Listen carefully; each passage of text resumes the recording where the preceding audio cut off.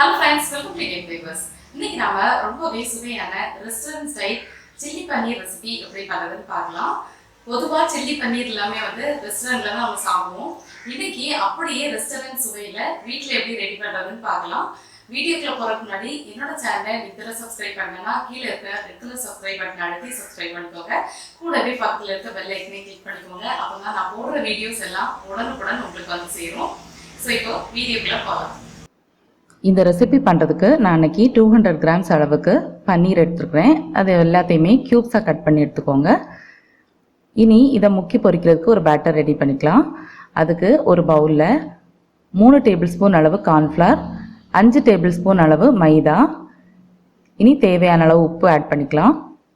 கூடவே கொஞ்சம் கொஞ்சமாக தண்ணி சேர்த்து ரொம்ப கெட்டியாகவும் இல்லாமல் ரொம்ப தண்ணியாகவும் இல்லாமல் ஒரு பேட்டர் ரெடி பண்ணிக்கோங்க. கொஞ்சம் கொஞ்சமாக தண்ணி சேர்த்து மிக்ஸ் பண்ணிக்கோங்க.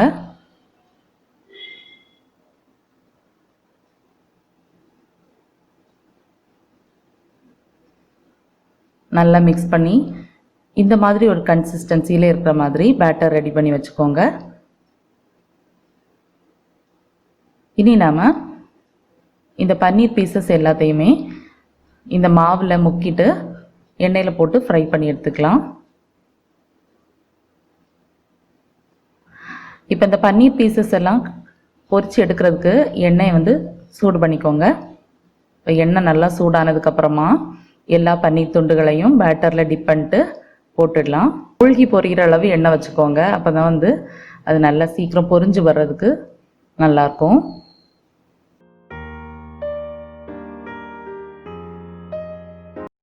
இப்போ நம்மளோட பன்னீர் பீசஸ் எல்லாமே 2 பக்கமும் நல்லா கிறிஸ்பியாக மொறு மொறுன்னு வெந்ததும் எடுத்துடலாம்.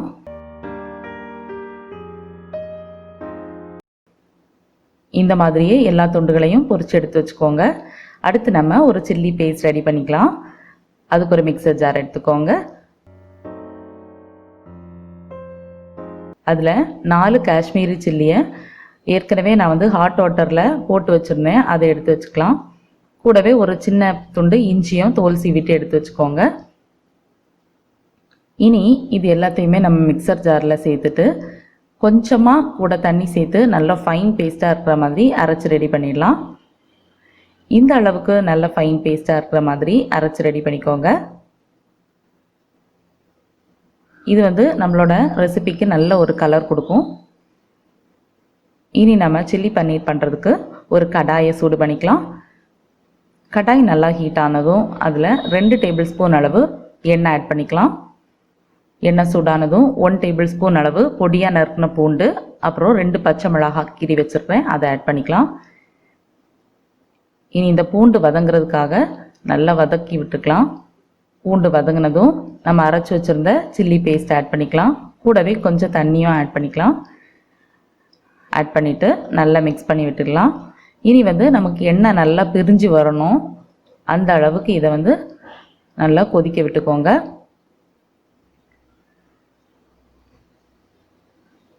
கொஞ்ச நேரத்தில் இப்போ பார்த்தீங்கன்னா நல்ல எண்ணெய் பிரிஞ்சு வர ஆரம்பிச்சிருச்சு. உங்களுக்கு பார்க்கும்போதே தெரியும். அதோட நம்ம சில்லி பேஸ்ட்டோட பச்சை வாசனையும் போயிடுச்சு. இன்னமே இறக்கிடலாம்.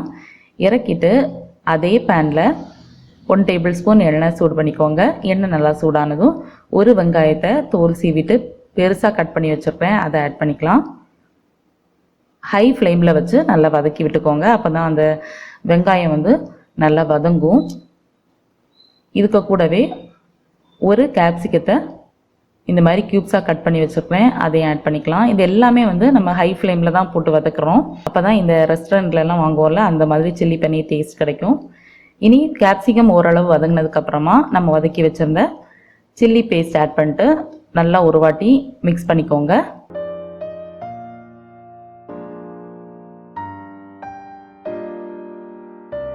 கொஞ்ச நேரம் நல்லா மிக்ஸ் பண்ணதுக்கப்புறமா 1 டீஸ்பூன் அளவு ஹனி ஆட் பண்ணிடலாம். 1 டேபிள் ஸ்பூன் அளவு டொமேட்டோ கெச்சப் ஆட் பண்ணிடலாம். இதுக்கு கூடவே ஒரு அரை டீஸ்பூன் அளவு பெப்பரை நல்ல இடிக்கல்ல தட்டி எடுத்து வச்சுருக்கேன், அதையும் ஆட் பண்ணிக்கலாம். அந்த பெப்பர் பவுடர் எல்லாமே உங்களோட காரத்துக்கு ஏற்ப ஆட் பண்ணிக்கோங்க.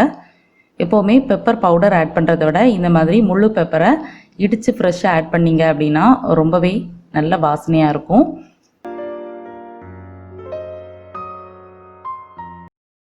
கொஞ்ச நேரம் நல்லா வதக்கி விட்டுட்டு ஒரு பாதி லெமனை பிழிஞ்சு சாறு எடுத்து வச்சுருக்கிறேன், அதை ஆட் பண்ணிக்கலாம். 2 டேபிள் ஸ்பூன் அளவு சோயா சாஸ் ஆட் பண்ணிக்கலாம். இது எல்லாத்தையும் ஆட் பண்ணிட்டு ஹை ஃப்ளேமில் வச்சு நல்லா மிக்ஸ் பண்ணிக்கோங்க. இந்த ரெசிபி வந்து நம்ம முழுசுமே ஹை ஃப்ளேமில் தான் வச்சு வந்து குக் பண்ணுறோம். அப்போ தான் அது வந்து எக்ஸாக்ட் டேஸ்ட் வந்து நமக்கு கிடைக்கும். இனி இதில் தேவையான அளவு தண்ணி ஆட் பண்ணிக்கலாம். உங்களுக்கு வந்து இந்த சில்லி பன்னீர் வந்து ரொம்ப ட்ரையாக வேணும் அப்படின்னா கம்மியாக தண்ணி சேர்த்தா போதும். அப்படி இல்லை கொஞ்சம் செமி கிரேவியாக வேணும் அப்படிங்கிற மாதிரி நினைக்கிறவங்க கொஞ்சம் அதிகமாக தண்ணி ஆட் பண்ணிக்கோங்க.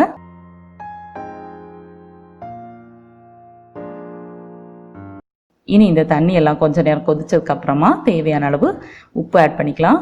உப்பு வந்து சோயா சாஸ்லேயும் இருக்கும், அதனால் நீங்கள் வந்து பார்த்து சேர்த்துக்கோங்க.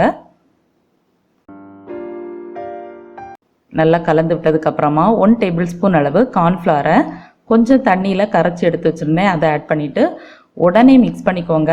கார்ன்ஃப்ளவர் சேர்த்துட்டு உடனே மிக்ஸ் பண்ணல அப்படின்னா நல்லா கட்டி தட்டிடும், அங்கங்கே கெட்டி கட்டியாக இருக்கும். அதனால் உடனே நல்லா மிக்ஸ் பண்ணிக்கோங்க. ஒரு வாட்டி நல்லா கலந்து விட்டதுக்கப்புறமா நம்ம ஃப்ரை பண்ணி வச்சுருந்த பன்னீர் பீசஸையும் இதில் ஆட் பண்ணி ஹை ஃப்ளேமில் வச்சு நல்லா மிக்ஸ் பண்ணி விடுங்க. அப்போ தான் அந்த மசாலா எல்லாமே வந்து பன்னீரில் பிடிக்கும்.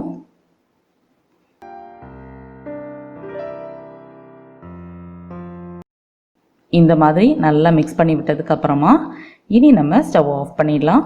நம்மளோட சில்லி பன்னீர் வந்து பார்க்கவே ரொம்ப அட்ராக்டிவாக சூப்பரான ஒரு கலரில் இருக்குது. டேஸ்ட்டும் வந்து கடைகளில் வாங்குகிற மாதிரி ரொம்ப டேஸ்ட்டாக இருக்கும். இந்த ரெசிப்பியை நீங்கள் வந்து புலாவ் கூட சாப்பிடலாம், ஃப்ரைட் ரைஸ் கூட சாப்பிடலாம், நூடுல்ஸ் கூட நம்ம சாப்பிடலாம். எல்லாத்துக்கூடையுமே இதை வந்து சேர்த்து சாப்பிட ரொம்ப அருமையாக சுவையாக இருக்கும். சின்னவங்கலேருந்து பெரியவங்க வரைக்கும் எல்லோரும் விரும்பி சாப்பிடுவாங்க. ஸோ ஃப்ரெண்ட்ஸ், இன்னைக்கு நம்ம பார்த்த சில்லி பன்னீர் ரெசிபி கண்டிப்பாக உங்கள் எல்லாருக்குமே பிடிச்சிருக்கும் அப்படின்னு நம்புறேன். நீங்களும் உங்கள் வீட்டில் செஞ்சு பாருங்கள். கண்டிப்பாக உங்கள் வீட்டில் இருக்கிற எல்லாருமே விரும்பி சாப்பிடுவாங்க. செஞ்சு பார்த்துட்டு கமெண்ட் சொல்ல மறக்காதீங்க. இன்னொரு நல்ல வீடியோவில் உங்கள் எல்லாரும் மீட் பண்ணுறேன். அது வரைக்கும் பை ஃப்ரெண்ட்ஸ். தேங்க்ஸ் ஃபார் வாட்சிங்.